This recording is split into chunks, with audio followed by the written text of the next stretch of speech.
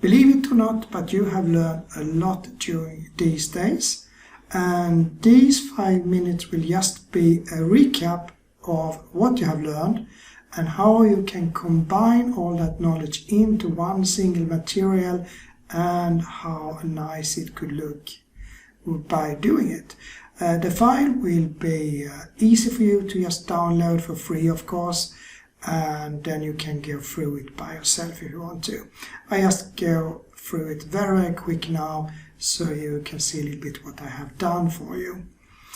So first of all, it's not so much from the beginning. If you look here, if you look a bit closer, then you can see that we are using groups that we learned in the previous session.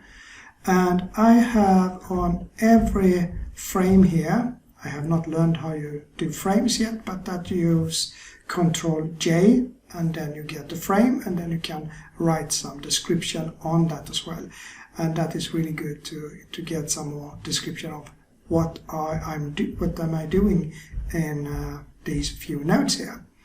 So for each of these I have then written, okay, this is about color or metal. I use pointers. If I want to learn more about this, I will go to lesson 40 and lesson 41. And then I understand what this is. And I have used groups, so that means that all the parameters is easy to understand. So, okay, this is the scale of the pointedness, this is the detail, the roughness, lacunarity, and so on. And if I want to look closely, then I do as I showed in the last example or last lesson, that you just select it and press Tab, and then you can see what I've used here. And in this case, it's the pointedness, so I use the pointedness. I use the subtract and multiply that we learned in the lesson for pointedness to get out the value that we would like to have on the curvature, and then we add some random in, and those parameters are mostly the random that controls everything except the strength here. And since everything is parameter based in this, I can just change it, and then you can see that I change the information to the material directly in a very easy way to work with. So I have done that for everything, and you just follow the flow. So we start here.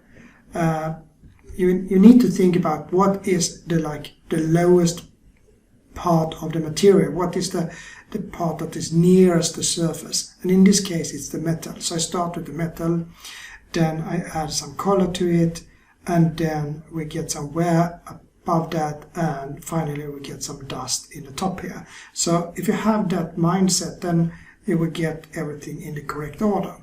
So I started with the color metal, then I added some stains for using the object output, and when I talk about stains, you can see it's green here, so it's the color that we can move it like this.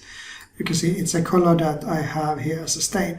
And I used object output, which means that I now use an external thing here that I can move around. And when I move around, you can see that I then can move my stains to whatever I want to. So that we also learned, and I wrote here lesson 29, so then you know about that.